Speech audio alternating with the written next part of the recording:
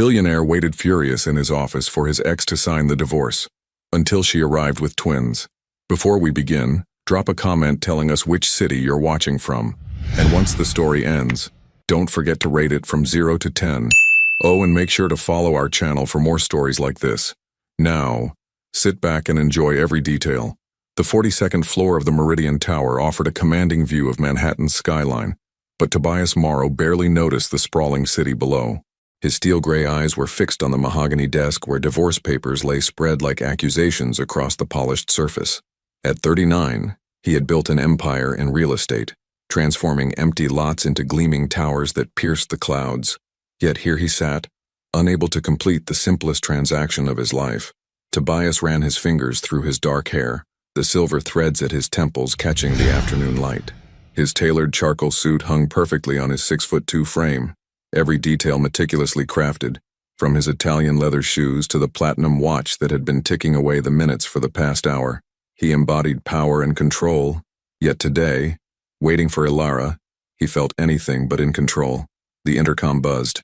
"Mr. Morrow, your 3 o'clock appointment has arrived." His jaw tightened. 3 years. 3 years since they had separated, and still, the divorce remained unsigned. His legal team had been pressuring him for months to finalize everything. His mother called it unseemly to leave such matters unresolved. His business partners questioned his judgment. Yet something had always held him back. Some stubborn part of him that refused to close that particular door. Tobias stood and straightened his tie, a habit from his nervous days before he had learned to command every room he entered. The reflection in the floor-to-ceiling windows showed a man who had everything, except the ability to let go of the one woman who had ever truly mattered. "Send her in," he said, his voice steady despite the storm brewing in his chest. The door opened, and his assistant stepped aside.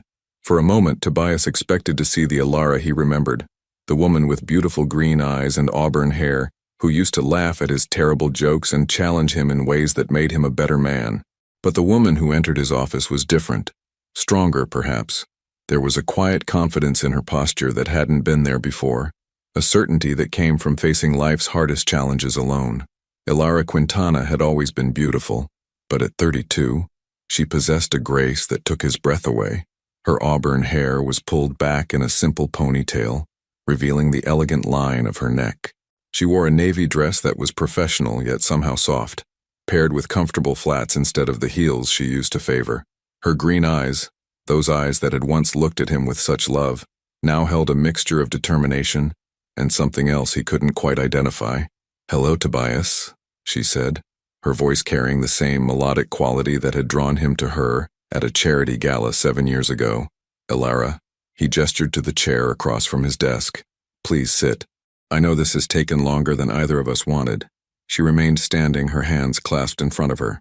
"Actually, there's something I need to get from my car first. Something important." His brow furrowed. This wasn't how he had imagined this conversation would go.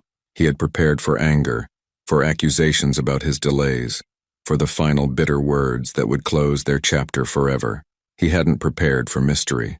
What could be so important that it couldn't wait until after we sign these papers? Ilara's lips curved into the faintest smile, but it didn't reach her eyes. "Trust me, Tobias. After 3 years of waiting, you can give me 5 more minutes." She turned to leave, pausing at the door. "Oh, and you might want to clear your schedule for the rest of the afternoon. This conversation is going to take longer than you think." The door closed behind her with a soft click, leaving Tobias alone with his confusion and a growing sense that his carefully ordered world was about to be turned completely upside down. He stared at the divorce papers, then at the door she had just walked through. In all his years of negotiations, of high-stakes deals worth billions, he had never felt so unprepared for what was coming next. Outside his window, the city continued its relentless pace, but time seemed suspended in his office. Whatever Ilara needed to retrieve from her car, whatever had put that look of quiet determination in her eyes, Tobias knew with absolute certainty that nothing would ever be the same again. What secret could Ilara be hiding that would change everything Tobias thought he knew about their separation? Tobias paced behind his desk, his usual composure cracking with each passing minute. He had built his fortune on reading people, on anticipating their moves before they made them. But Ilara had always been different. Even during their marriage, she had possessed an ability to surprise him that both thrilled and terrified him. The sound of the elevator chiming in the distance made him freeze mid-step. His heart hammered against his ribs as footsteps approached his office door. Not just one set, but what sounded like several. His assistant's voice was muffled through the thick walls, followed by Alara's gentle responses. When the door opened again, Tobias turned expecting to see Alara alone. Instead, his world tilted on its axis. She stood in the doorway, no longer the composed woman who had left minutes earlier. Now she looked nervous, protective, as she maneuvered a double stroller into his pristine office. Two small faces peered up at him from beneath matching blue caps, faces that made his breath catch in his throat. The boys couldn't have been more than 2 or 3 years old, with dark hair that caught the light exactly like his own, and eyes that were unmistakably familiar. The one on the left had Alara's button nose, while the other possessed the strong jawline that Tobias saw in his mirror every morning. They were beautiful, perfect, and absolutely impossible. Alara. His voice came out strangled, barely above a whisper. What? Who are they? She closed the door behind her and moved the stroller closer, her hands trembling slightly as she knelt beside the children. Tobias, I'd like you to meet Oliver and Sebastian, your sons. The words hit him like a physical blow. He gripped the edge of his desk, his knuckles white against the dark wood. My sons? That's impossible. We separated 3 years ago, and they're obviously not. They're 2 years and 5 months old. Alara interrupted, her voice steady despite the tears threatening to spill from her eyes. I found out I was pregnant 2 weeks after you moved out. 2 weeks after you changed your phone number and had your assistant screen all my calls. Oliver, or was it Sebastian, began to fuss, and Alara immediately reached for him, lifting him from the stroller with practiced ease. The child settled against her shoulder, his tiny hand fisting in her hair. The gesture was so natural, so maternal, that it made Tobias's chest ache with a longing he didn't understand. I tried to tell you, she continued, her voice growing stronger. I called your office dozens of times, I sent emails, I even came here once, but security wouldn't let me up. You made it very clear that you wanted nothing to do with me. Tobias sank into his chair, his mind reeling. The timeline made sense. Horrifying, perfect sense. Their last fight had been about children. He had wanted to wait, to establish more security, to plan every detail. She had wanted to start trying, to embrace the beautiful uncertainty of parenthood. The argument had escalated until he had said things, cruel, final things that had driven her from their home. They were born premature, Alara said, adjusting Oliver in her arms while Sebastian remained in the stroller, watching his father with curious eyes. I spent 3 months in the NICU, wondering if they would survive, wondering if I should keep trying to reach a man who clearly didn't want to be found. Alara, He started to speak, but what could he possibly say? That he had been a coward, that he had been so terrified of not being the perfect father that he had chosen to be no father at all? Sebastian began to babble, reaching his chubby hands toward the golden letter opener on Tobias's desk. Without thinking, Tobias moved the sharp object out of reach, his protective instincts kicking in before his rational mind could catch up. They look like you, Alara observed, a sad smile playing at her lips. Everyone says so. Oliver has your stubborn streak. He refuses to eat anything green. And Sebastian? He's got your intensity. He studies everything like he's planning to buy it. Despite everything, Tobias found himself almost smiling. Then the full weight of the situation crashed over him. 3 years, Alara. I've missed 3 years of their lives. 2 years and 5 months. She corrected gently. And you didn't miss it. You chose not to be there. The words were delivered without malice, but they cut deeper than any accusation. She was right. He had made a choice, and now he was living with the consequences. Why now? He asked, his voice hoarse. Why bring them here today? Alara shifted Oliver to her other arm, meeting his gaze directly. Because they deserve to know their father. Because despite everything that happened between us, you're a good man, Tobias. And because, she paused, her voice catching, because I can't do this alone anymore. The admission hung between them like a bridge neither was sure they could cross. In the silence that followed, Sebastian let out a delighted squeal, clapping his hands as sunlight streamed through the windows and cast dancing shadows on the office walls. Tobias stared at his son, his sons, and felt something crack open in his chest, something that had been locked away for 3 years. But as he reached toward Sebastian, his phone buzzed with an urgent message that would complicate everything even further. Tobias stared at the urgent message on his phone screen, his blood running cold. The text was from his business partner, Marcus Whitfield. Emergency board meeting called. Hostile takeover attempt by Meridian Corp. Need you here now. His empire, everything he had spent 15 years building, was under attack. The irony wasn't lost on him that as he discovered he was a father, he might lose everything that had defined him as a man. What is it? Elara asked, noticing the color drain from his face. He looked up at her, at Oliver nestled against her shoulder, at Sebastian who was now trying to climb out of his stroller with determined little grunts. 3 hours ago, his biggest concern had been signing divorce papers. Now he was a father of twins facing the potential destruction of his life's work. I have to go, he said, already reaching for his jacket. There's a crisis at the company. Now? Ilara's voice carried a note of disbelief. Tobias, we need to talk about... I know. He ran his hands through his hair, a gesture she remembered from their most stressful arguments. God, Ilara, I know. But if I don't handle this right now, I might not have anything left to offer them. Sebastian had successfully escaped his stroller and was toddling toward the massive windows, his small hands leaving prints on the glass. Tobias moved instinctively, scooping him up before the toddler could hurt himself. The weight of the child in his arms was foreign yet somehow right, and for a moment the crisis faded. Dada, Sebastian said, looking up at him with wide, curious eyes. The single word hit Tobias like a lightning strike. He stared down at this little person, his son, who somehow recognized him despite never having met him before. He's been saying that for months, Ilara said quietly. Whenever he sees tall men in suits, I think he's been looking for you. Tobias felt his throat close up. He gently set Sebastian down, watching as the boy immediately grabbed onto his leg like an anchor. Miss Ilara, his assistant's voice came through the intercom. Mr. Whitfield is on line 1. He says it's extremely urgent. The moment shattered. Reality crashed back in and Tobias looked between his phone, his business crisis, and the family he never knew he had. Come with me, he said suddenly. What? To the emergency meeting. Bring them. I can't just walk away from them again. His voice grew stronger, more decisive, and I won't let some corporate raiders destroy what I've built for my son's future. Ilara hesitated. Tobias, a board meeting isn't exactly toddler-friendly, and Oliver gets cranky when he misses his nap. I have a private conference room with the adjoining lounge. Mrs. Patterson can watch them. He was already moving, his mind shifting into the strategic mode that had made him billions. Please, Ilara, I need you there. Something in his voice must have convinced her because she nodded and began gathering the diaper bag she had brought. Okay, but if this goes badly, it won't, he said with the confidence of a man who had never lost a fight that mattered. I've never had anything worth fighting for like this before. 30 minutes later, they were in the elevator descending to the executive conference room. Oliver had fallen asleep in his stroller, but Sebastian was wide awake, fascinated by the numbers changing on the elevator display. Tell me about the takeover, Ilara said, smoothing Oliver's dark hair. Meridian Corp. They've been buying up our smaller competitors and consolidating the market. I always knew they'd come for us eventually. His jaw tightened.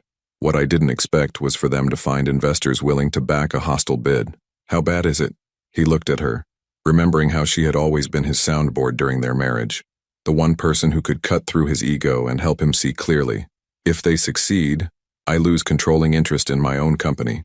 Everything I've built, every project, every vision, it all becomes theirs to reshape or destroy. The elevator dinged, and the doors opened to reveal the executive floor in chaos. Assistants hurried between offices with stacks of documents.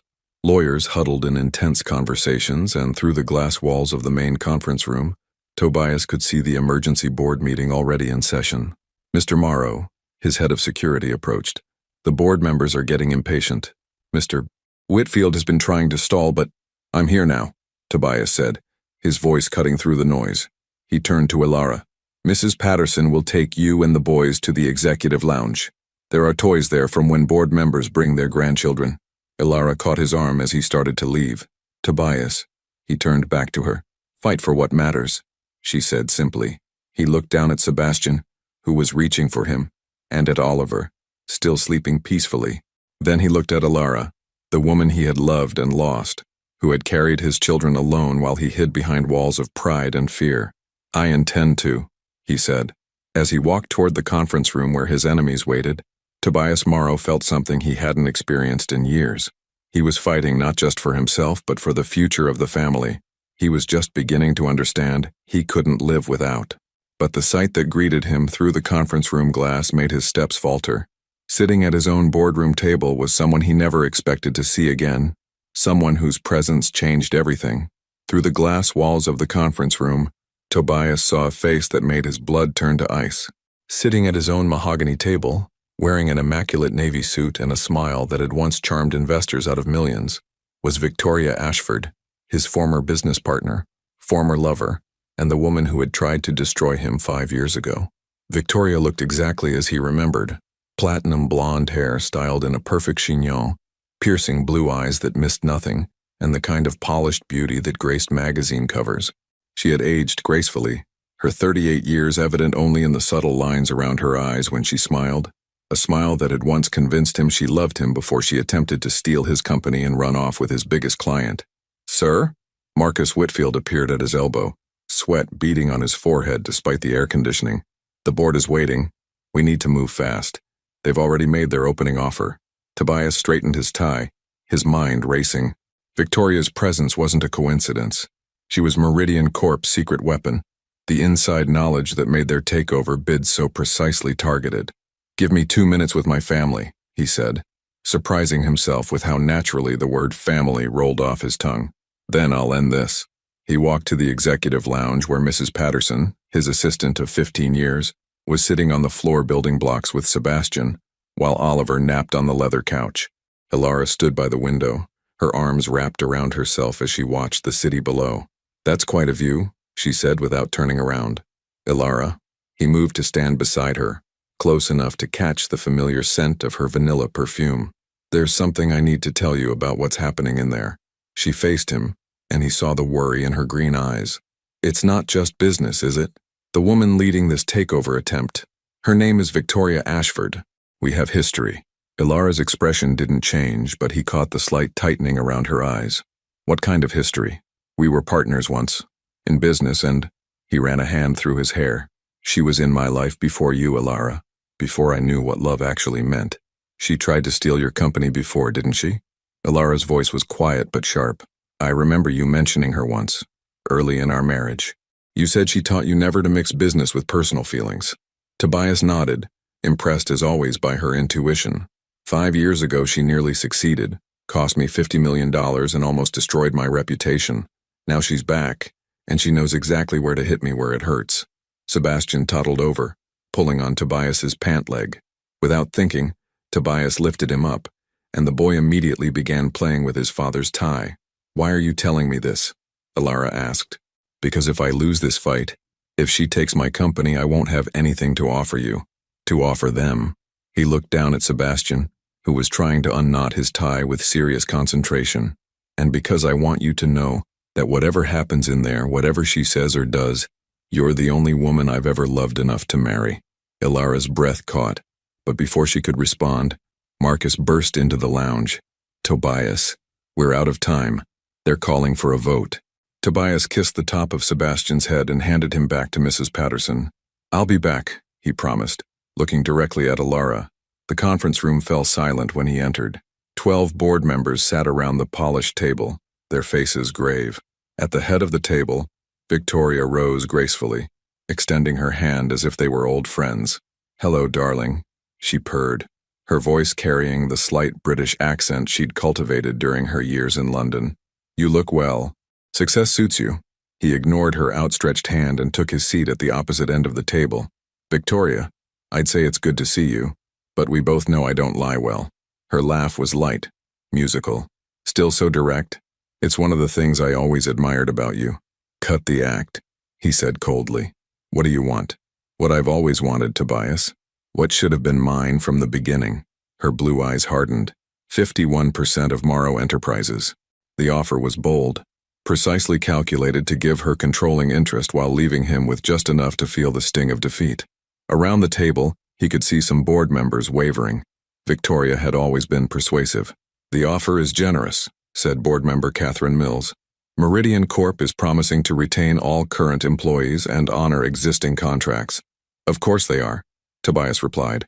Until the ink is dry. Then what, Victoria? You gut the company, sell off the profitable divisions and leave the rest to rot? I prefer the term restructuring, Victoria said smoothly. We live in different times now, Tobias. Your romantic approach to business isn't sustainable in today's market. My romantic approach has built this company from a single office to a billion-dollar enterprise. Yes, but at what cost? Victoria's voice softened with false sympathy. I heard about your divorce, darling. All those years building an empire while your marriage crumbled. Was it worth it? The question hit its mark, but not in the way Victoria intended. Tobias thought about Alara in the next room, about Oliver and Sebastian, about the family he had almost lost forever because he had prioritized exactly what Victoria was accusing him of. Success over love. You're right, he said, surprising everyone in the room. I did make mistakes. I did put business before the people I cared about. But that's changing. Victoria's smile faltered slightly. This wasn't the response she had expected, which is why, Tobias continued, standing slowly, I'm not going to let someone who understands neither love nor loyalty anywhere near my company. He pressed a button on the conference table's control panel. The room screens lit up with documents, financial records, and email chains. Ladies and gentlemen, meet the real Victoria Ashford, the woman who embezzled $3 million from Ashford Holdings before fleeing to Europe. The woman who's been systematically buying Morrow Enterprises stock through shell companies for the past 18 months. And the woman who's been feeding inside information to our competitors. Victoria's face went white as the evidence mounted on the screens around them. How did you, she began, get this information? Tobias smiled coldly. I've had investigators watching you since the moment you set foot back in New York 6 months ago. Did you really think I'd forget what you were capable of? The room erupted in murmurs as board members studied the evidence. Victoria's carefully constructed facade began to crumble. But as security moved to escort her from the building, Victoria stood and delivered one final blow that changed everything. Congratulations on winning this battle, darling. But you might want to ask your lovely ex-wife why she really came to see you today. Because I know something about dear Alara that you don't. Victoria's words hung in the air like poison, and Tobias felt the ground shift beneath his feet. Around the conference table, board members exchanged uncomfortable glances, sensing the personal drama unfolding before them. You have 30 seconds to explain yourself before security removes you, Tobias said, his voice dangerously quiet. Victoria smoothed her skirt and smiled with the satisfaction of someone playing her final devastating card. Tell me, darling, did sweet Alara mention why she waited 3 years to tell you about the children? Why she chose today, of all days, to bring them here? Because she tried to reach me and I wouldn't take her calls, Tobias replied, but uncertainty crept into his voice. Oh, she tried to reach you, certainly, but not for the reasons you think. Victoria pulled out her phone and scrolled through what appeared to be a series of photographs. 6 months ago, your ex-wife came to see me in London. The room went dead silent. Tobias felt his heart stop. That's impossible, he said. But even as the words left his mouth, he remembered something. Alara mentioning a business trip to Europe earlier that year. She had said it was for a consulting job, something about international marketing. Victoria turned her phone toward him, showing a photograph of Alara sitting across from her at what looked like an expensive London restaurant. The timestamp showed it was taken 6 months ago. She was quite desperate, actually, Victoria continued, her voice dripping with false sympathy. Struggling financially, you see. The medical bills from the premature births, the ongoing therapy costs for little Sebastian. He has developmental delays, doesn't he? All very expensive for a single mother.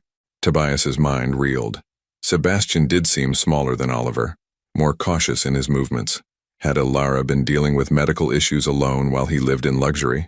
What did she want from you? He managed to ask. Information, darling. About your business dealings, your financial status, your weaknesses. She said she needed leverage to ensure you'd provide proper support for the children. Victoria's smile was cruel. I must say she was quite thorough in her questions about your assets and investment strategies. The implication hit him like a physical blow. Victoria was suggesting that Alara had been gathering intelligence, planning this moment, using their children as weapons in some elaborate scheme. You're lying, he said, but doubt crept into his voice. Am I? Victoria slid a small recording device across the table. I always record my business meetings. Would you like to hear your beloved ex-wife discussing the best way to manipulate your emotions? She was particularly interested in timing, when you'd be most vulnerable, most likely to give her what she wanted. Tobias stared at the device as if it were a snake.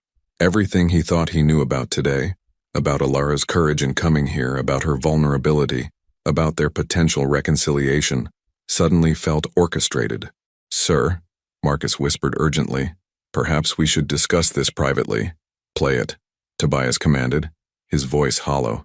Victoria pressed play, and Alara's voice filled the room, clear and unmistakable. "I need to know his pressure points, Victoria. What makes him act impulsively? What would make him sign anything I put in front of him without reading it carefully?" The recording continued, capturing what sounded like Alara planning an elaborate manipulation. But something about it felt wrong. The tone was too cold, too calculating for the woman he knew. "I know this is hard to accept," Victoria said with mock compassion, "but your precious Alara played you, darling. The tears, the children, the perfect timing. It was all a performance." Tobias's hands clenched into fists. Rage and heartbreak warred in his chest. Had everything, her vulnerability, his growing feelings for his sons, the possibility of rebuilding their family, been an elaborate lie? But as Victoria reached for the recording device, clearly pleased with the chaos she'd created, Tobias noticed something that made his blood run cold. The timestamp on the recording was wrong. It showed a date from last week, not 6 months ago. "Marcus," he said quietly, "call building security. I want to see the elevator surveillance from 6 months ago. Every visitor log, every security camera." Victoria's confident smile flickered. "And get me the original metadata from that audio file," he continued, his voice gaining strength. "Right now." "Tobias, there's no need to," Victoria started. "There's every need." He stood, towering over her. "Because that recording was made last week, wasn't it? You had someone impersonate Alara's voice, probably using AI voice synthesis." Victoria's face went pale, but she maintained her composure. "You're being paranoid. The photograph is real," he continued, his mind working rapidly. "Alara was in London 6 months ago, but not to see you. She was there getting medical treatment for Sebastian, wasn't she? Treatment that insurance wouldn't cover in the States." The pieces clicked together with devastating clarity. Alara had taken their son abroad for specialized therapy, probably spending everything she had to give Sebastian the best chance at normal development. Meanwhile, Tobias had been living in luxury, completely oblivious to their struggles. "Security has the visitor logs, sir," Marcus reported, holding up his tablet. "No record of Alara Quintana ever visiting Victoria Ashford's hotel or any property associated with her during her London stay." Victoria's mask finally slipped, revealing the desperation beneath. "It doesn't matter. The fact remains that she waited 3 years. To protect our children from discovering their father was a coward," Tobias finished. "To protect them from the kind of person who would abandon his family when they needed him most." He turned to face the board members who had witnessed this ugly scene. "Meeting adjourned. Mrs. Ashford's offer is rejected unanimously. Security will escort her from the premises." As security moved toward Victoria, she made one last desperate attempt. "You'll regret this, Tobias. She doesn't love you, she never did. She's only here for your money." But Tobias was already walking toward the door, his only thought reaching the lounge where Alara waited with their children. He had to explain, had to apologize, had to somehow undo the damage that 3 years of pride and fear had created. He pushed open the lounge door to find Alara packing the diaper bag with quick, efficient movements. Oliver was in his stroller, fully awake now, while Sebastian sat on the floor playing with blocks. All three looked up when he entered, and the expression on Alara's face told him everything. She had heard every word through the thin walls. "Alara, please," he started. "We should go," she said quietly, not meeting his eyes. "The boys need dinner, and it's clear we've complicated your day enough." The distance in her voice was worse than any accusation. She believed he had doubted her even for a moment. As she lifted Sebastian into his stroller, Tobias realized that Victoria's greatest victory wasn't the failed takeover. It was the seed of doubt she had planted between him and the woman he was only just beginning to love again. Tobias watched helplessly as Alara secured Oliver and Sebastian in their stroller, her movements precise and controlled, the same way she used to organize their closet when she was upset during their marriage. She was building walls again, brick by brick, and he could see his family slipping away before he'd even had the chance to truly find them. "Alara, please don't go. Not like this." She finally looked at him, and the pain in her green eyes made his chest ache. "What would you like me to say, Tobias? That I understand why you believed her even for a moment? That it's okay that you thought I was capable of using our children as pawns?" I didn't believe her, he said desperately. I knew something was wrong with that recording from the beginning. I was just... You hesitated. The words were quiet but devastating. For 30 seconds you looked at me and wondered if I was lying to you, if everything about today was some elaborate con. Sebastian reached up from his stroller, making grabbing motions toward Tobias. The little boy's simple gesture of trust made the moment even more painful. "Dada," Sebastian said again, and Ilara's composure finally cracked. "Don't," she whispered, tears threatening. "Don't make this harder than it already is." Tobias knelt down in front of the stroller, bringing himself to eye level with his sons. Oliver was chewing on a small stuffed elephant, but Sebastian was watching him with those intense eyes that mirrored his own. "How bad is it?" he asked quietly. Sebastian's condition. Ilara's hand stilled on the stroller handle. "What?" Victoria mentioned developmental delays, medical bills. "Is that why you were in London?" She was quiet for so long that he thought she wouldn't answer. When she finally spoke, her voice was barely above a whisper. He was born at 28 weeks. Both of them were, but Sebastian had more complications.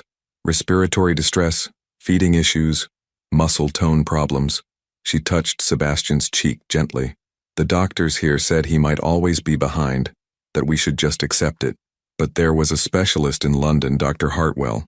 He developed a new therapy protocol that was showing remarkable results." Tobias felt his throat close.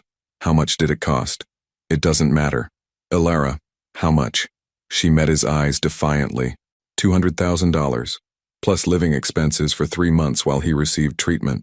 The number hit him like a physical blow. While he had been buying handmade Italian suits and vintage wines, she had been selling everything she owned to save their son. "My grandmother's jewelry," she continued, her voice stronger now, as if confessing the truth was liberating. "The car. I sold the engagement ring you gave me, emptied my savings account, took a second mortgage on my house. I would have sold my soul if it meant giving Sebastian a chance at a normal life."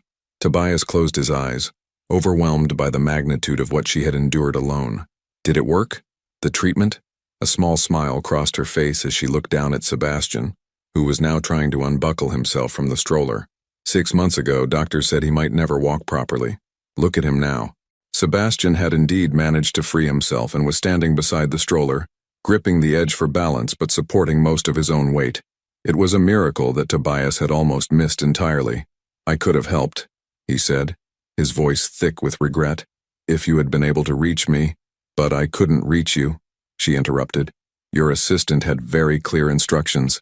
No calls from Ilara Quintana, no messages, no exceptions." The accusation hung between them. She was right. He had made it impossible for her to contact him, so determined had he been to move on with his life. "Why didn't you take me to court? For child support, for acknowledgement of paternity. You had every right." "Because I didn't want your money out of obligation." Her voice grew fierce. "I wanted them to know their father because he chose to be in their lives, not because a judge forced him to write checks." The strength in her voice, the fierce protectiveness, made him remember why he had fallen in love with her in the first place. Ilara had always been a fighter, but she fought for others, never for herself. "I'm choosing now," he said urgently. "I'm choosing to be their father. I'm choosing to be in their lives. I'm choosing you." She shook her head, tears finally spilling over. "It's not that simple, Tobias. You can't just decide to be a family because it's convenient now. They need stability, not a father who's going to disappear the moment things get difficult." "I won't disappear. How can I believe that?" The question was raw, desperate. "You disappeared from our marriage when things got hard. You disappeared when I needed you most. What makes this time different?" Before he could answer, Sebastian toddled toward him, stumbling slightly but determined. Without thinking, Tobias reached out to steady him, and the little boy grabbed his hand with surprising strength. "Different," Sebastian said clearly, looking up at his father. It was the first word other than "Dada" that Tobias had heard him say, and the timing was so perfect, so impossibly meaningful, that all 3 adults froze. "Did he just—" Tobias began. "That's his newest word," Ilara said, wonder creeping into her voice despite everything. "He's been saying it all week whenever something changes. Different toy, different food, different place." Tobias looked down at Sebastian, who was still gripping his hand and smiling up at him with complete trust. In that moment, he understood what his son was trying to tell him. This was different.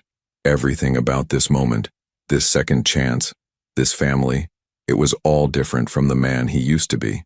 "You're right," he said, meeting Ilara's eyes. "I can't prove that I've changed with words, but let me show you. Let me prove that I'm different now." Oliver began to fuss, and Ilara automatically reached for him, lifting him from the stroller with practiced ease. The sight of her with both boys, managing everything alone as she had for 3 years, made Tobias's chest ache with admiration and regret. "How?" she asked, shifting Oliver to her hip. "How do you prove something like that?" Tobias pulled out his phone and made a call that surprised them both. "Marcus, cancel everything on my schedule for the next 2 weeks. Personal leave, effective immediately." He listened to his business partner's protests for a moment, then cut him off. "No, not a vacation. I'm learning how to be a father." He hung up and looked at Ilara, who was staring at him in shock. "2 weeks," he said. "Give me 2 weeks to show you that I'm not the same man who walked away from our marriage. Let me help with Sebastian's therapy, with Oliver's doctor appointments, with bedtime stories and diaper changes and all the things I should have been doing from the beginning." Ilara was quiet for a long time, studying his face as if trying to read his soul. Finally she spoke. "My apartment only has 2 bedrooms. It took him a moment to realize what she was saying. Not yes, but not no either. It was the beginning of a negotiation, the first step toward something that might eventually become trust. But before he could respond, Sebastian tugged on his hand and pointed toward the window, where the afternoon sun was setting over the city. "Home?" the little boy asked, looking between his parents with hopeful eyes. The question hung in the air, loaded with possibility and pain, hope and fear. Home, such a simple concept, yet so complex when it involved 3 years of separation, 2 children who barely knew their father, and 2 adults who were afraid to trust their hearts again. Ilara's apartment in Brooklyn was nothing like the penthouse they had shared during their marriage. The living room was small but warm, filled with colorful toys, children's books scattered across a well-worn coffee table, and family photos that made Tobias's heart ache. In every picture he saw the life he had missed. First steps, birthday parties, Christmas mornings, all celebrated without him. "The couch pulls out," Ilara said, setting down the diaper bag and immediately moving into the familiar routine of arriving home with 2 toddlers. "There are clean sheets in the hallway closet." Oliver was cranky from missing his nap and clung to his mother's leg, while Sebastian explored the living room with renewed energy, clearly happy to be in familiar surroundings. Tobias stood awkwardly near the door, unsure where he fit in this carefully orchestrated chaos. "What can I do?" he asked. Ilara paused in unpacking snacks from the diaper bag. "Sebastian needs his afternoon medication. It's in the kitchen, the blue bottle. 1 teaspoon with juice." The simple task felt monumental. Tobias had negotiated billion-dollar deals, but measuring medicine for his son seemed infinitely more important and terrifying. In the small kitchen he found the blue bottle and read the label carefully. Sebastian Quintana Morrow for muscle tone support. The hyphenated name hit him like a revelation. Even without his presence, even without his acknowledgement, Ilara had given their sons his name. "She kept your name," he whispered to himself, then louder. "Ilara, why did you give them my name?" From the living room, her voice carried a note of exhaustion. "Because they deserved to know who their father was even if he didn't want to know them." The words stung, but they also revealed something beautiful. Despite everything, despite his abandonment, she had still believed in the possibility that he might one day want to be their father. He returned to the living room with Sebastian's medicine, but the little boy was nowhere to be seen. Panic flashed through him. "Where's Sebastian?" "Probably in his room," Ilara said calmly, settling Oliver on the couch with a sippy cup. "He likes to play with his trains when he gets home." Tobias found Sebastian's room at the end of the hallway. It was painted pale blue with glow-in-the-dark stars on the ceiling, and an elaborate train set covering most of the floor. Sebastian sat in the middle of it all, carefully arranging the cars in a specific order. "Sebastian," Tobias called softly. "Medicine time." The little boy looked up and smiled, but when Tobias approached with the spoon, Sebastian shook his head vigorously and backed away. "No thank you," he said politely, using what was clearly a phrase Ilara had taught him. Tobias knelt down, remembering how he used to negotiate with difficult clients. "What if we make a deal? Medicine first, then we play trains?" Sebastian considered this, tilting his head in a gesture that was pure Tobias. "You play trains with me? I'd love to play trains with you." After the medicine was administered, With minimal fuss, once Sebastian realized his father was serious about the train playing, Tobias found himself sprawled on the floor, learning the complex rules of Sebastian's train world. Each car had a name, a specific job, and a preferred place in the lineup. "This is Thomas," Sebastian explained, holding up the blue engine. "He's the leader. And this is Percy. He's little, but brave." "Like you," Tobias said without thinking. Sebastian beamed at the comparison, and something warm settled in Tobias's chest. For the first time in 3 years, he felt like he was exactly where he belonged. An hour later, Ilara appeared in the doorway. "Dinner's ready," she announced, but she stopped when she saw them together. Sebastian curled against Tobias's side, both of them focused on building an elaborate bridge for the trains.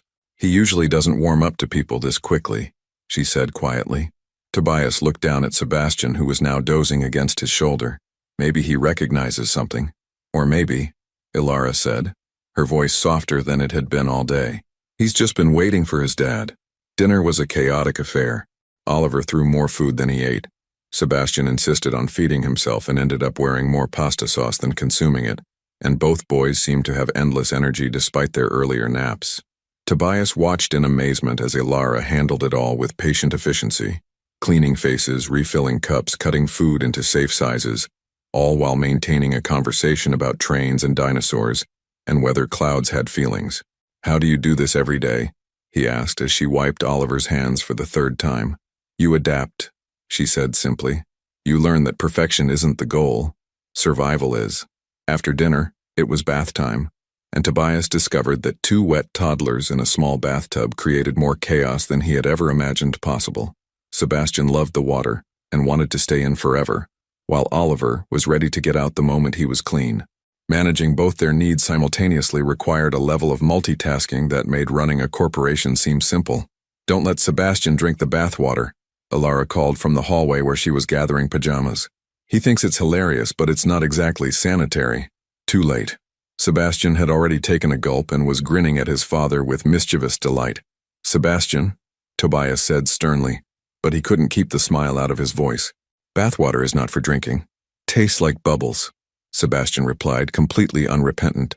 By the time both boys were clean, dressed in pajamas, and settled for bedtime stories, Tobias was exhausted in a way he had never experienced.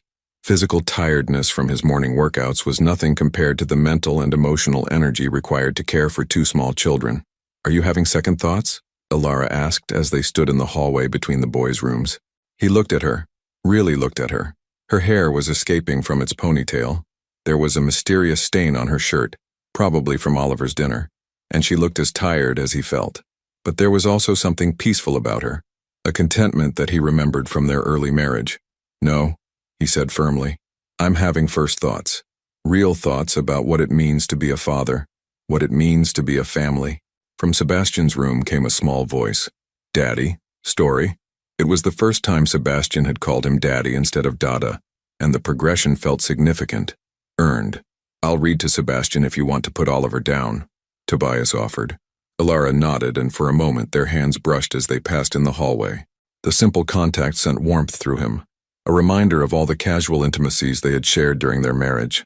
Small touches, brief kisses, the comfort of simply being near each other. Sebastian's chosen book was about a little train that could, and as Tobias read about the engine's determination to climb the mountain, he couldn't help but see parallels to their situation. The little train that said, I think I can, until he finally reached the top of the mountain and declared triumphantly, I thought I could. Can we climb mountains, Daddy?" Sebastian asked sleepily. "We can climb anything together," Tobias promised, tucking the blanket around his son's small frame. When he emerged from Sebastian's room, he found Ilara in the living room folding laundry with the mechanical precision of someone who had done this task thousands of times. "Oliver went down easy?" He was exhausted. They both were. She glanced up at him. "How was story time?" "Perfect," he said, and meant it. They worked in comfortable silence for a few minutes, Tobias helping match tiny socks and fold miniature shirts. The domestic scene felt both foreign and familiar, like remembering a language he had once known fluently. "Ilara," he said finally, "I need to ask you something, and I need you to be honest with me." She tensed slightly. "Okay. When you were struggling, with the medical bills, with everything, Did you ever hate me? She was quiet for so long that he thought she wasn't going to answer. When she finally spoke, her voice was thoughtful rather than angry. I tried to. It would have been easier to hate you than to keep loving someone who wasn't there. She folded one of Sebastian's shirts with careful precision. But I couldn't hate the father of my children. I couldn't hate the man who gave me the two best things in my life. The simple honesty of her answer humbled him. She had every right to hate him, every reason to want revenge for his abandonment. Instead, she had protected his relationship with their children, even when he didn't deserve it. I don't know how to make up for 3 years, he said quietly. You don't, she replied. You can't change the past, but you can choose what happens next. Before he could respond, a cry came from Oliver's room. Not distressed, but not quite settled either. Ilara started to get up, but Tobias touched her arm gently. Let me try, he said. She hesitated, then nodded. He likes his back rubbed in slow circles, and sometimes he needs his stuffed elephant repositioned. Tobias found Oliver standing in his crib, tears streaming down his face. When he saw his father, he reached up with both arms, a gesture of trust that made Tobias's throat tight with emotion. It's okay, buddy, Tobias murmured, lifting him up. Daddy's here. As he rubbed Oliver's back and swayed gently, the little boy gradually relaxed, his breathing evening out. By the time Tobias laid him back down, Oliver was nearly asleep, clutching his elephant and watching his father with drowsy contentment. When Tobias returned to the living room, he found Ilara watching him with an unreadable expression. What? He asked. You're good at this, she said softly. Better than I expected. I have good teachers, he replied, gesturing toward the boys' rooms. But as they prepared the couch for him and said their careful goodnights, Tobias couldn't shake the feeling that he was being tested, not just by Ilara, but by circumstances beyond their control. Being a father for one evening was different from being a father for a lifetime. As he lay on the pull-out couch listening to the unfamiliar sounds of a family home at night, the hum of the refrigerator, the occasional murmur from one of the boys' rooms, the soft sound of Ilara moving around in her bedroom, Tobias realized that everything he thought he wanted from life had been wrong. But just as he was beginning to believe that maybe, just maybe, they could rebuild what they had lost, his phone buzzed with a message that threatened to destroy everything they had started to build. The message on Tobias's phone came from Dr. Harrison Chen, the pediatric neurologist who had been monitoring Sebastian's progress since his premature birth. The timestamp showed 11:47 p.m., and the urgency in the brief text made Tobias's blood run cold.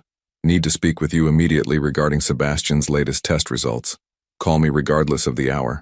Tobias sat up on the pull-out couch, his heart hammering as he processed the implications.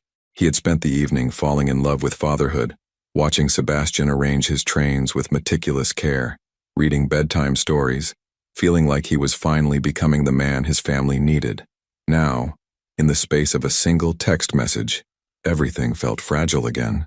He looked toward the hallway where his family slept peacefully, unaware that their world might be about to shift again.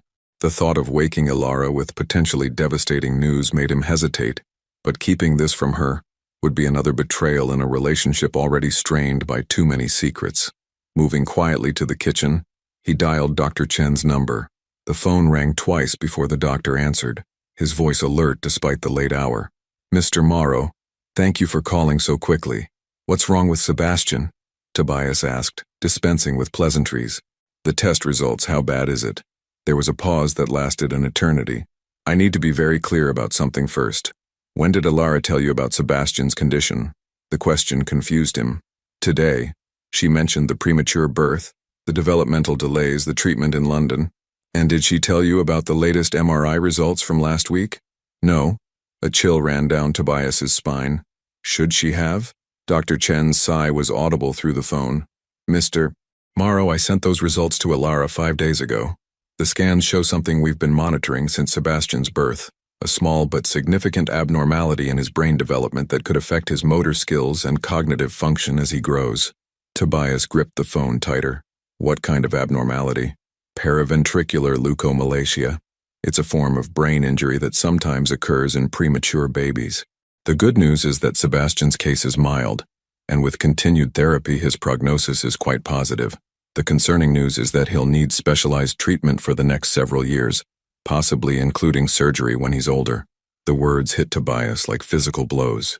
Surgery, years of treatment, his little boy, who had just learned to climb mountains in bedtime stories, facing challenges that no child should have to endure.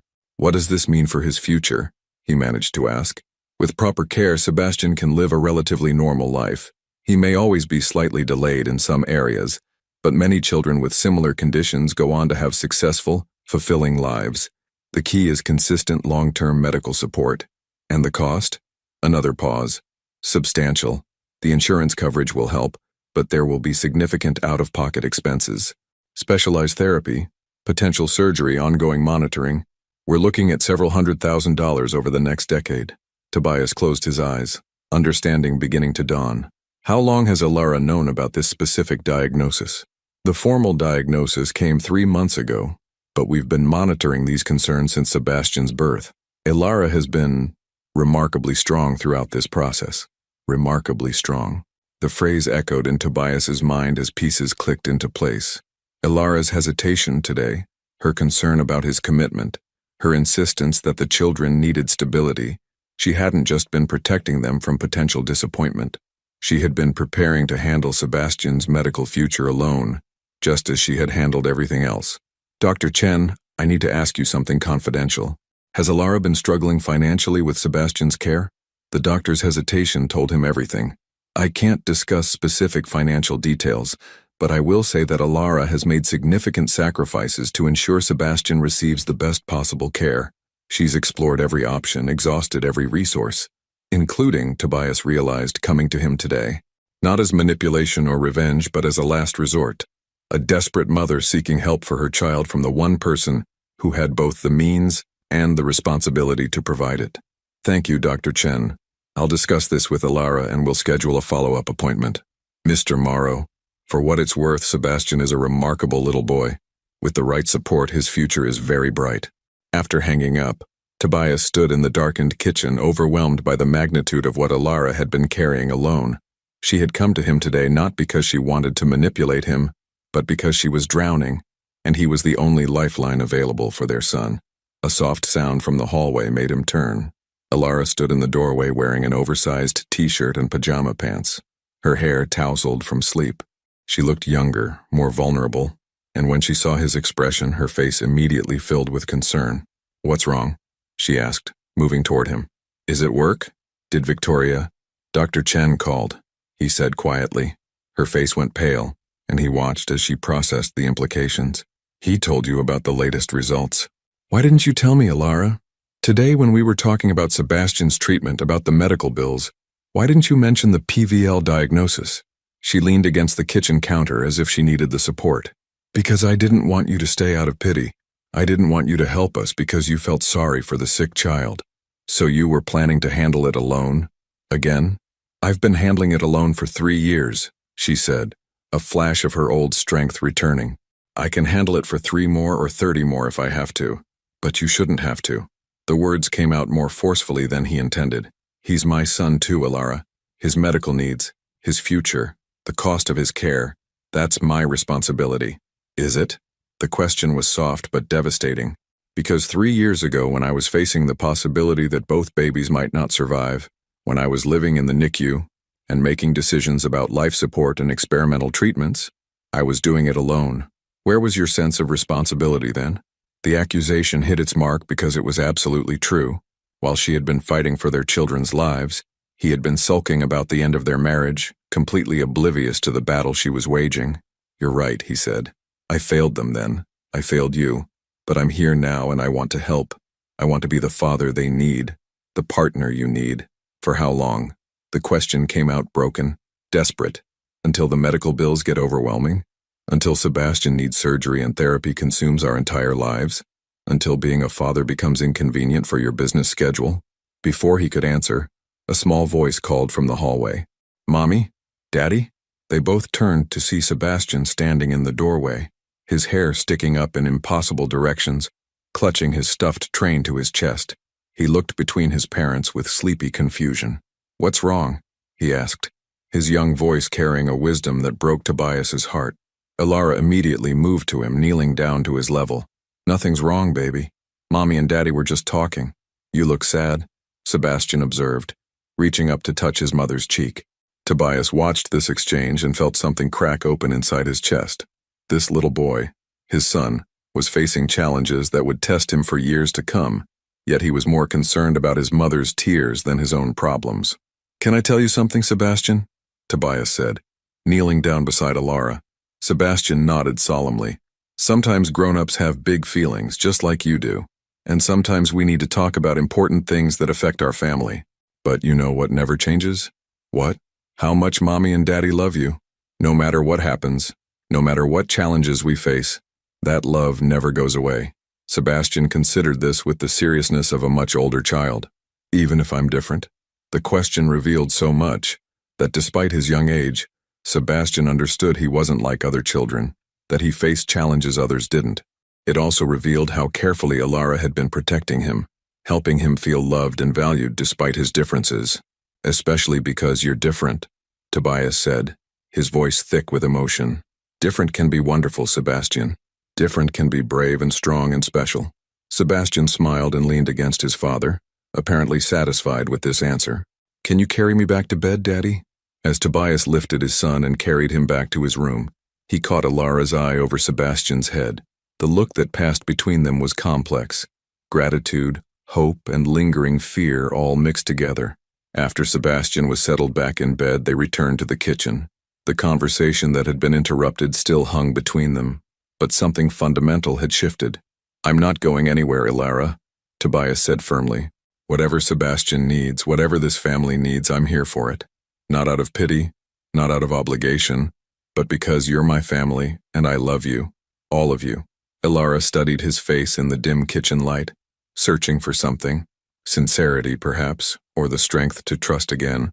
"The medical bills alone will be staggering," she said quietly, "and that's if everything goes well. If Sebastian needs surgery, if there are complications, then we'll handle it. Together. What if your board objects to the expenses? What if it affects your business? Then they'll object." His voice grew stronger, more certain.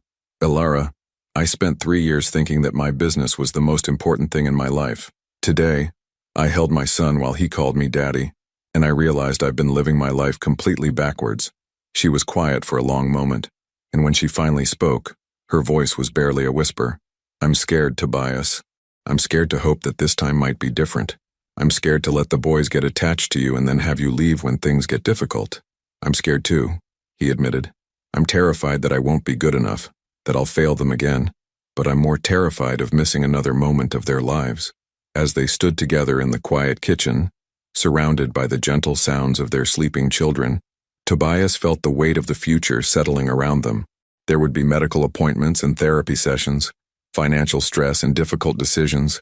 There would be moments of fear and uncertainty, times when love might not feel like enough.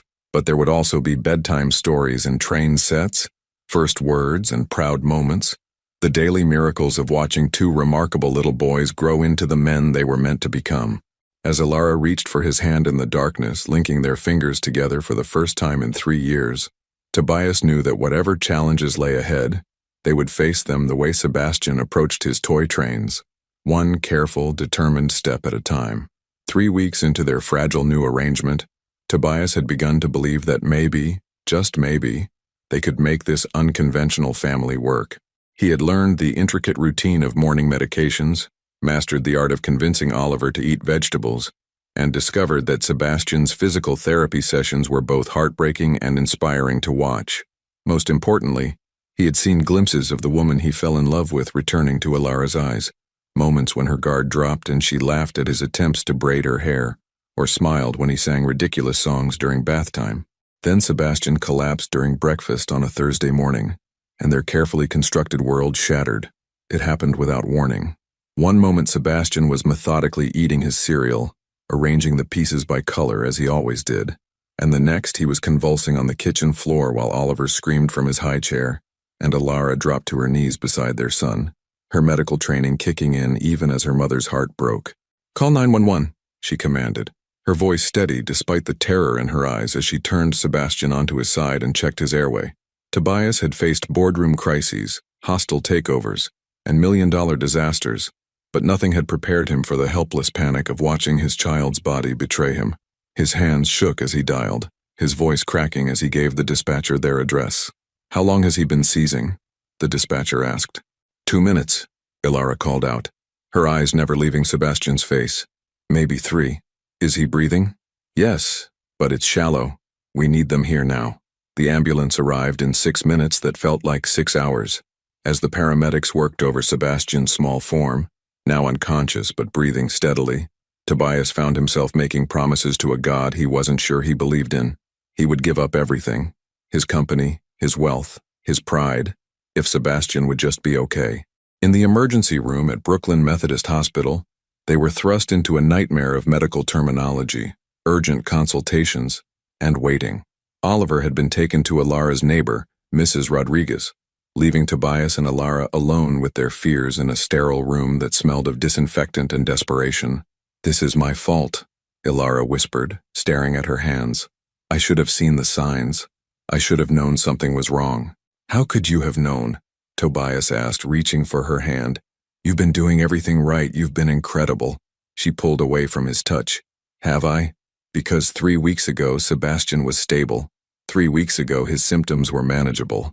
Then you came back into our lives, disrupting our routine, changing everything, and now, you think I caused this?" The accusation hung between them like a toxic cloud. Ilara's face crumpled and she pressed her hands to her mouth as if she could take back the words. "I don't know what I think anymore," she said through her fingers. "I just know that my baby is in there fighting for his life, and I can't help him." Dr. Chen arrived an hour later, his face grave as he reviewed Sebastian's chart and the preliminary test results. When he finally spoke, his words confirmed Tobias's worst fears. "Sebastian has developed hydrocephalus, fluid buildup in his brain. It's a complication we've been monitoring since his diagnosis, but the onset was faster than we anticipated." "What does that mean?" Tobias asked, though he wasn't sure he wanted to know the answer. "It means he needs surgery. Immediately. We need to insert a shunt to drain the excess fluid and relieve the pressure on his brain." Ilara made a sound that was part sob, part prayer. "How dangerous is it?" Dr. Chen's hesitation told them everything. Any brain surgery carries risks, especially in a child Sebastian's age. But without the surgery, the pressure will continue to build, potentially causing permanent brain damage or, worse. The unspoken word, death, filled the space between them. "I need to call Dr. Hartwell in London," Ilara said suddenly. "He's the specialist who treated Sebastian before. Maybe there's an alternative." "Ilara," Dr. Chen interrupted gently. "I've already consulted with Dr. Hartwell. We're in agreement. This is Sebastian's best chance." The consent forms felt like signing their son's life away. Page after page of risks and complications, percentages that didn't capture the magnitude of what they were facing.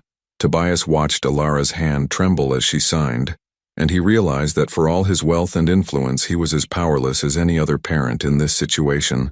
"I can't do this," Ilara whispered as they wheeled Sebastian toward the operating room. Their little boy looked impossibly small on the gurney, his face peaceful in medicated sleep, unaware of the battle being waged for his future. "Yes, you can," Tobias said, wrapping his arms around her as Sebastian disappeared behind the surgical doors. "We can. Together." But even as he said the words, he felt Ilara pulling away from him emotionally, retreating behind the walls she had built to protect herself from exactly this kind of pain. The surgery took 4 hours. 4 hours of pacing the waiting room, drinking terrible coffee, and pretending to read magazines while their minds raced with worst-case scenarios. Tobias called his office twice to cancel meetings before realizing that he didn't care about any of it. His entire world was in an operating room fighting for life.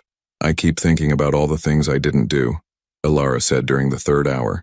"All the bedtime stories I was too tired to read, all the times I was impatient with him for taking too long to put on his shoes."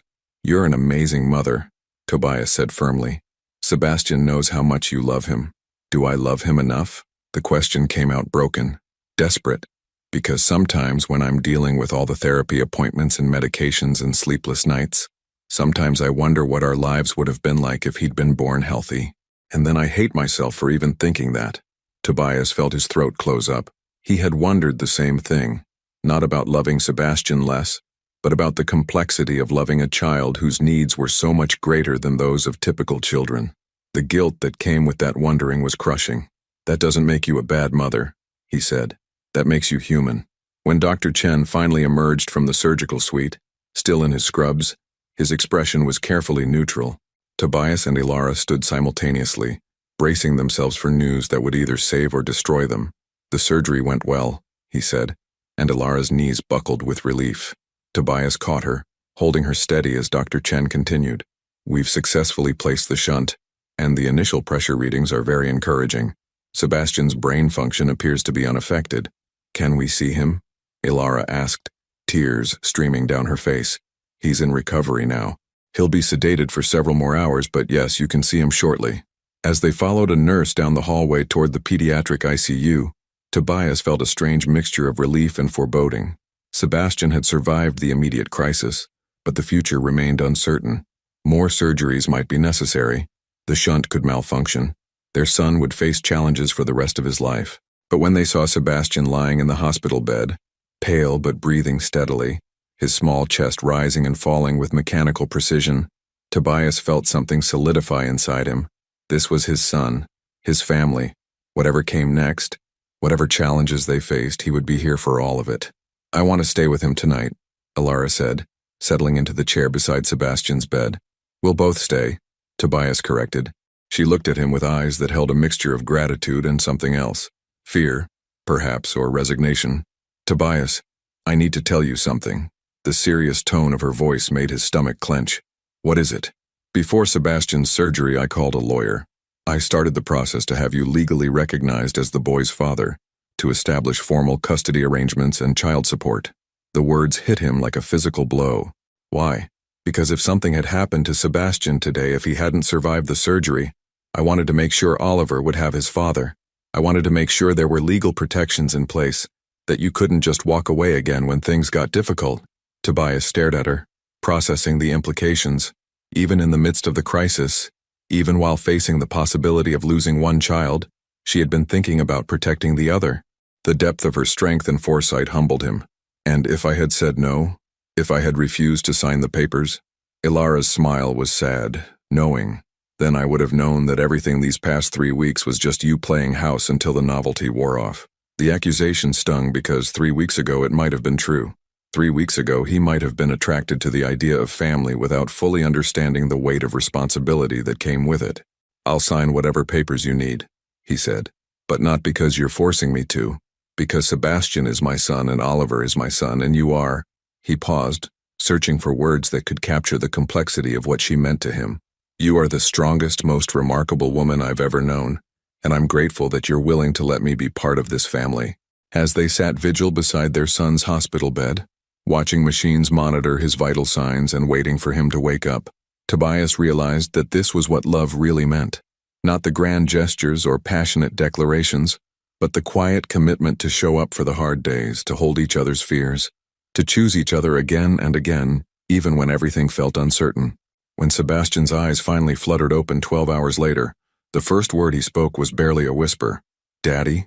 And Tobias knew with absolute certainty that no boardroom victory, no business triumph, no amount of wealth could ever compare to the simple miracle of being there to answer, "I'm here, buddy. Daddy's here." 6 months after Sebastian's surgery, Tobias stood in the conference room of Morrow Enterprises, facing the most important decision of his life. But this time it wasn't about mergers or acquisitions. It was about choosing between the empire he had built and the family he couldn't imagine living without. The emergency board meeting had been called by his investors, led by his former mentor, Charles Whitmore, whose weathered face showed disappointment as he slid a folder across the mahogany table. "These are Sebastian's medical expenses for the past 6 months, Charles said gravely. $1.2 million, Tobias. And according to Dr. Chen's projections, we're looking at another 2 to 3 million over the next 5 years. Around the table, board members shifted uncomfortably. These were men and women who had supported Tobias through every business challenge. But the personal had become very public when Sebastian's surgery had required emergency funds from the company's medical benefits program. "Your personal obligations are affecting the company's bottom line," added board member Margaret Foster, her voice not unkind but firm. "The shareholders are beginning to ask questions." Tobias remained standing, his hands clasped behind his back as he studied the faces around the table. People who had been colleagues, friends, allies. Now they were looking at him as if he had become a liability. "What are you asking me to do?" he said quietly. Charles opened another folder. We're prepared to offer you a generous buyout package. You keep your personal assets, your investment portfolio, enough to ensure comfortable lives for your family. But you step down as CEO and sell your controlling interest in the company. You're forcing me out. We're offering you a choice, Margaret corrected. Continue down this path, bankrupting yourself and potentially the company for one child's medical needs, or accept that sometimes love means making practical decisions. The words hit him like a physical blow. Practical decisions. 6 months ago he might have agreed with them. 6 months ago he might have seen Sebastian's medical needs as a burden rather than simply part of loving his son. I need time to consider this, he said. You have until tomorrow morning, Charles replied. The vote is scheduled for 9 a.m. Tobias left the building in a daze. As his driver navigated the familiar streets toward Brooklyn, he thought about the man he had been when this all started. Someone who measured worth in stock prices and quarterly reports, who believed that success meant accumulation and control. He found Alara at Sebastian's physical therapy session, watching their son work with determination that made Tobias's chest tight with pride. 6 months post-surgery, Sebastian was exceeding every expectation. He walked with barely noticeable hesitation. His speech had improved dramatically, and his cognitive development was progressing beautifully. The little boy who had once struggled to climb stairs now navigated the therapy equipment with confidence. "Look, Daddy," Sebastian called out, successfully completing a balance exercise that had been impossible just months before. "I did it." "You sure did, buddy," Tobias said, scooping him up for a hug. Over Sebastian's head, he met Alara's eyes and saw the question there. She could read his mood like she always had.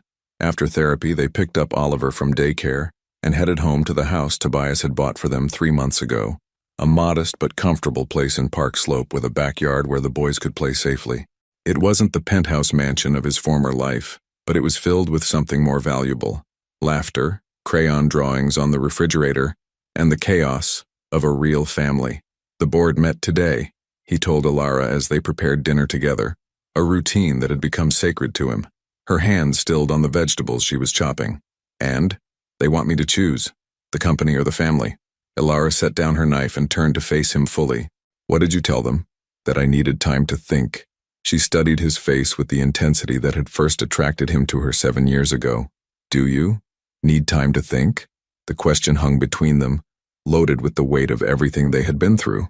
In the living room, they could hear Sebastian reading a story to Oliver, his voice patient and gentle as he helped his younger brother with the difficult words. 3 years ago, I thought losing you was the worst thing that could happen to me, Tobias said. I convinced myself that if I just built the company bigger, made more money, achieved more success, the emptiness would go away. Did it work? For a while, I thought it did. But the night Sebastian had his surgery, sitting in that waiting room, I realized that none of it mattered. The money, the power, the recognition, all of it was meaningless compared to the possibility of losing him. Alara moved closer, close enough that he could see the flecks of gold in her green eyes.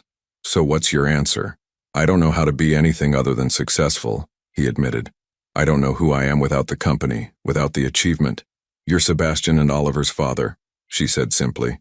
"You're the man who learned to braid hair and read bedtime stories. You're the person who sleeps on our couch 3 nights a week because Sebastian has nightmares and needs you there. You're the man I'm falling in love with all over again." The word stopped his heart. In 6 months of rebuilding their relationship, of learning to be a family, she had never said anything about love. They had been careful, cautious, taking things day by day. "Alara, I know we haven't talked about it," she continued, her voice stronger now. "I know we've been focused on the boys, on Sebastian's recovery, on just figuring out how to be in the same room together. But somewhere between that first night when you stayed up with Oliver's fever, and last week when you carried Sebastian to bed after his therapy session, I realized that I never stopped loving you. I just stopped believing that we could make it work. And now I think we're both different people than we were 3 years ago. Better people. Stronger people." She reached for his hands. "The question is, do you believe we can make it work?" Before he could answer, Sebastian appeared in the doorway, his small face serious. "Daddy, are you going away again?" The question came from a place of deep intuition that children possessed.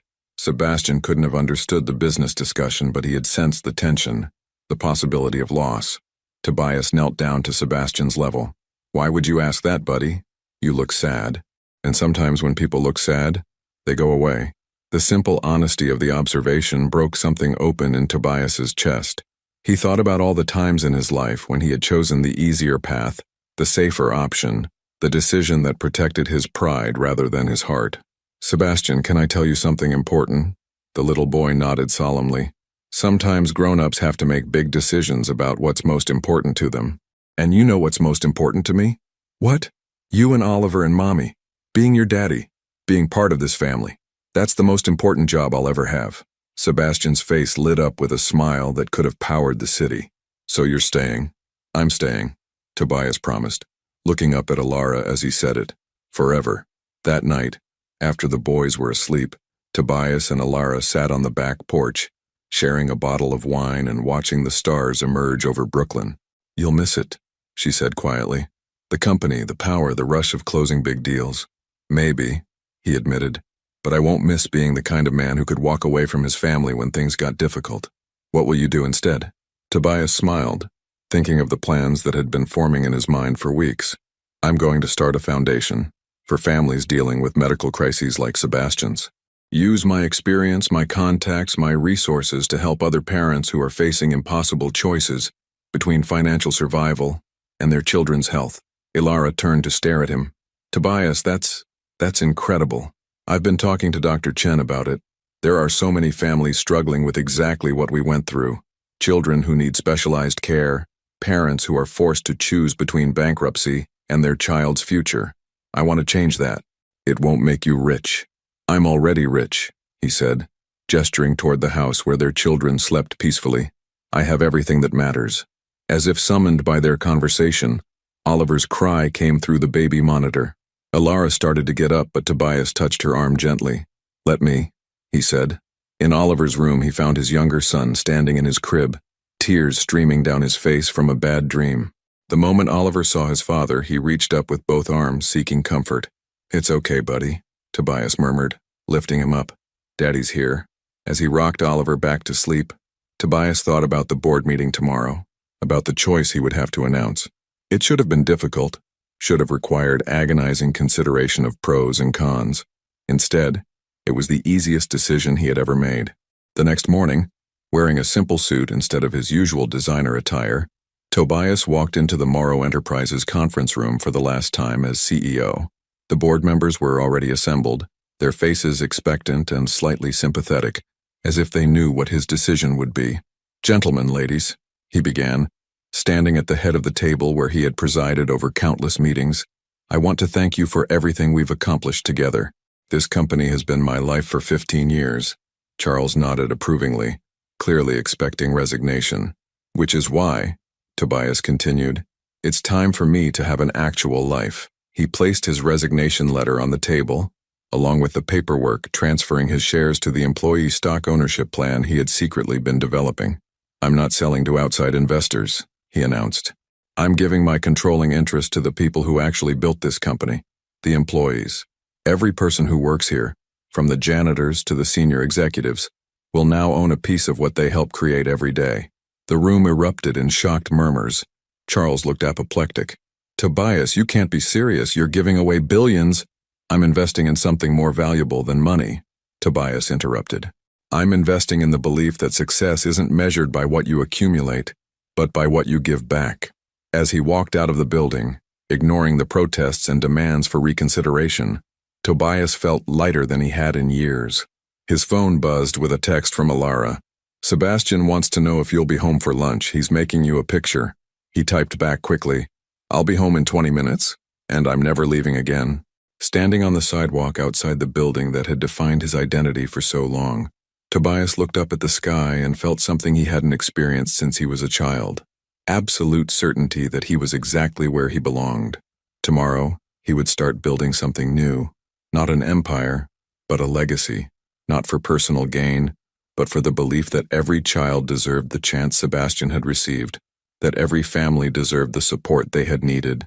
But today he was going home to have lunch with his sons and the woman he loved, and that was the only success that mattered.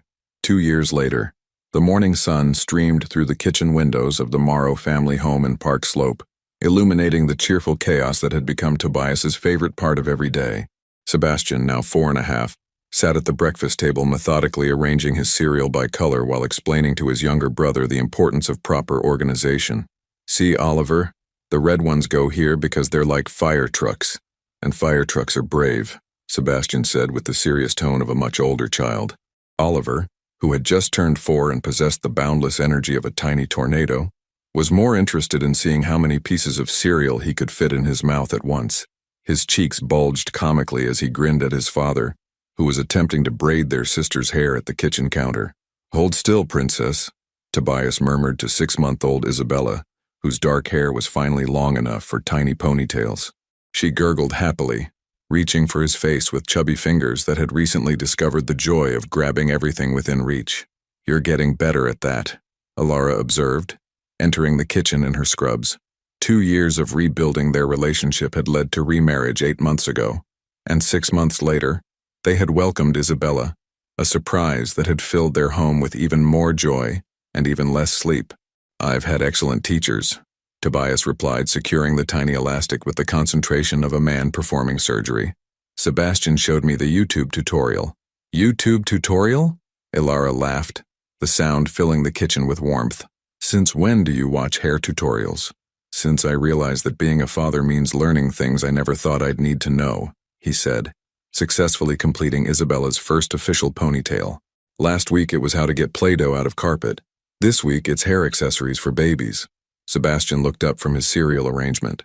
"Next week, Daddy's going to learn how to braid friendship bracelets for my school project." "Is he now?" Ilara asked, kissing the top of Sebastian's head. "I volunteered," Tobias said solemnly. Apparently fathers who can braid are very impressive to 4-year-olds. The easy banter between them was something Tobias never took for granted. 2 years ago, they had been strangers learning to trust each other again. Now they moved through their morning routine with the synchronized efficiency of a couple who had chosen each other daily, through sleepless nights and medical appointments, through toddler tantrums and the profound joy of watching their children thrive. Sebastian's recovery had exceeded every medical expectation. The little boy who had once struggled with basic motor skills now rode a bicycle, played soccer with modified rules, and attended mainstream preschool where his teachers described him as remarkably resilient and kind.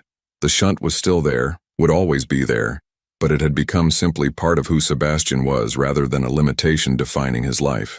"I have to leave for the hospital in 10 minutes, Ilara said, refilling her coffee cup. "Mrs. Rodriguez will be here at 8 to watch Isabella, and the boys' pickup is at 3:30. "I'll get them," Tobias said automatically. The foundation board meeting was moved to tomorrow. 2 years after walking away from Morrow Enterprises, the Sebastian Morrow Foundation for Pediatric Medical Support had become Tobias's greatest professional achievement. What had started as a personal mission to help families facing medical crises had grown into a national organization that had already assisted over 3,000 children and their families. The foundation provided emergency financial assistance, connected families with specialized care, and advocated for policy changes that made healthcare more accessible for children with complex medical needs. "How's the new family in Boston?" Ilara asked, referencing the case that had been keeping Tobias up at night recently. 7-year-old girl with a rare genetic condition. The parents have been told she needs experimental treatment that insurance won't cover. Sound familiar? His voice carried the weight of memory, but also the determination that had driven him for 2 years. "What's the foundation covering?" "Everything. Treatment, travel expenses, lodging for the family during the 6-month protocol. Dr. Hartwell in London is consulting on the case." Ilara paused in packing her lunch, looking at him with the expression that still made his heart skip beats. "You know what I love most about what you do now?" "What?" "You're not just changing one family's life. You're changing how the system works for everyone." It was true. The foundation's advocacy work had already led to changes in insurance coverage requirements in 12 states. Tobias had testified before Congress twice, sharing Sebastian's story and arguing for legislative changes that would prevent families from facing impossible choices between financial ruin and their children's health. "Speaking of changing lives," Tobias said, settling Isabella in her high chair and handing her a soft toy, "I got a call yesterday from Marcus." "Marcus from your old company?" "The employee stock ownership plan has made everyone millionaires. Turns out that when people own the company they work for, they're incredibly motivated to make it successful." Ilara smiled. So you're saying that giving away your billion-dollar company was a good investment? Best decision I ever made, he said, then corrected himself. Second best decision I ever made. What was the first? Coming to that divorce meeting 2 years ago instead of sending my lawyer. The reminder of how they had started this journey made them both quiet for a moment. So much had changed since that day when Tobias had expected to finalize their divorce, and instead discovered he was a father. Sebastian's initial health crisis, the hostile takeover attempt, Victoria's manipulations, the surgery that had tested their fragile reunion, all of it felt like a lifetime ago.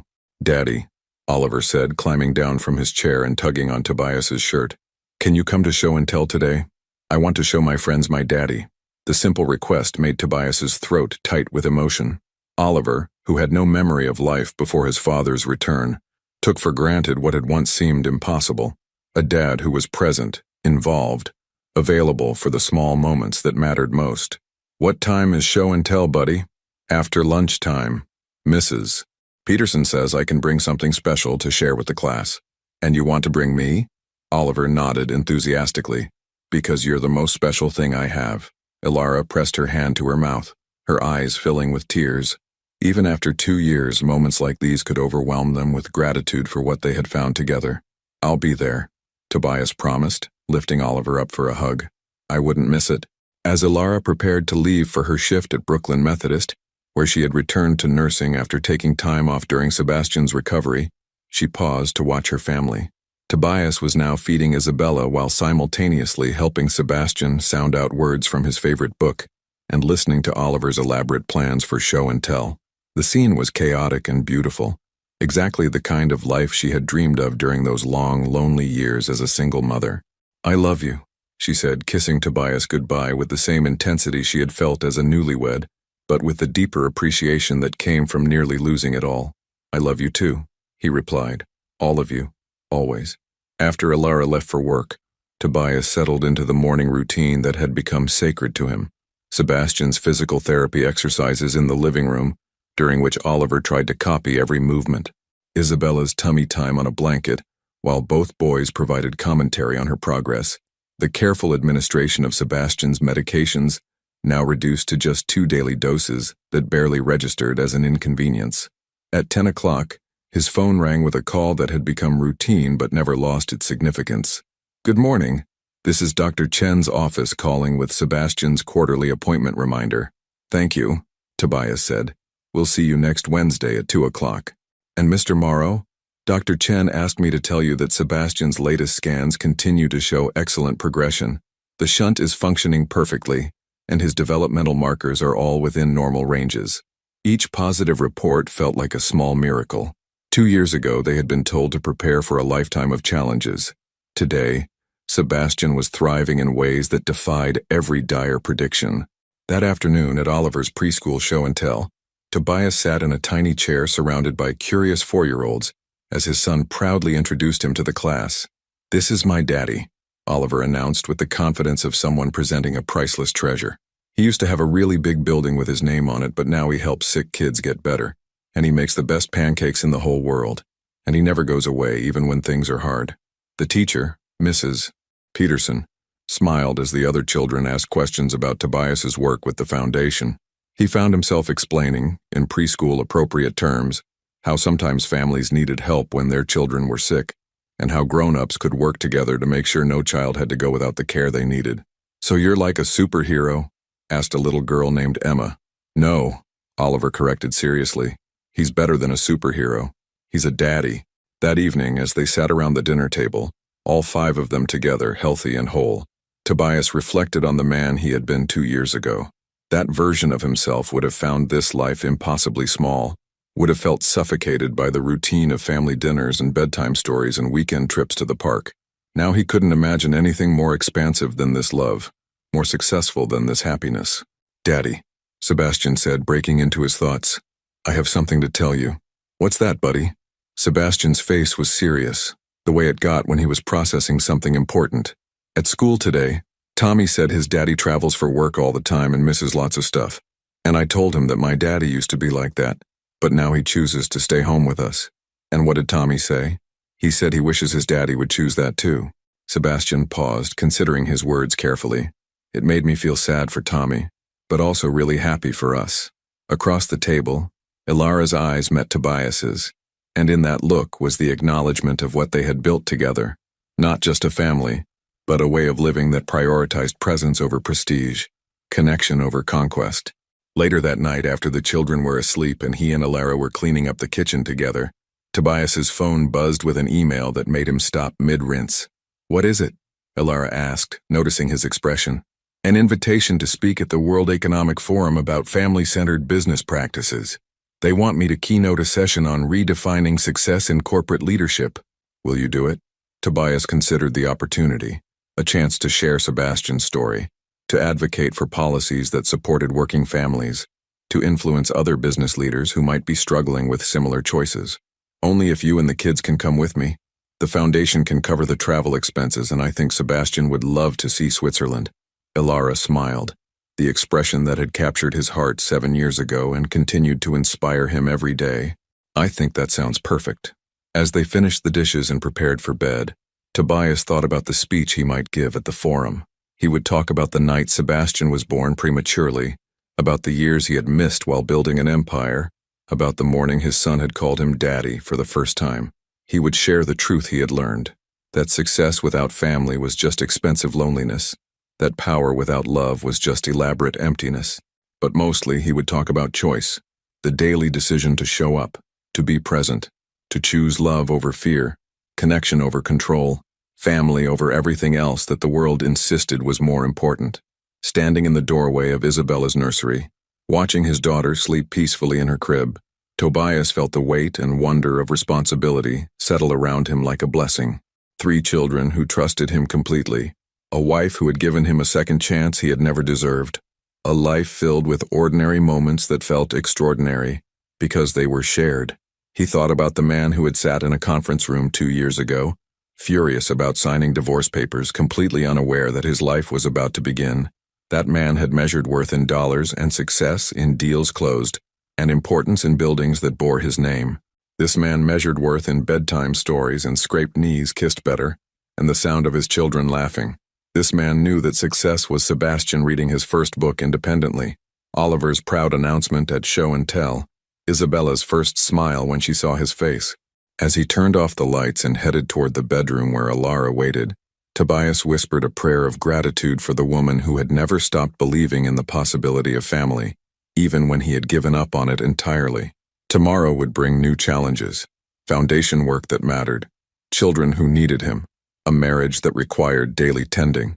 But tonight, surrounded by the quiet peace of his sleeping family, Tobias Morrow knew with absolute certainty that he had found the only success that truly counted, a life built on love, sustained by choice, and measured in moments that money could never buy. In the end, the billionaire who had expected to sign divorce papers had discovered something far more valuable than any fortune. He had found his way home. What choice would you have made in Tobias's position? The empire you built or the family you discovered? Share your thoughts in the comments below. Your participation means a lot to the channel. Please share your thoughts in the comments. Thank you for watching. If you enjoyed the story, please subscribe to our channel and leave a comment below letting us know what you thought. Your feedback and support mean a lot to us. Stay tuned for more exciting stories.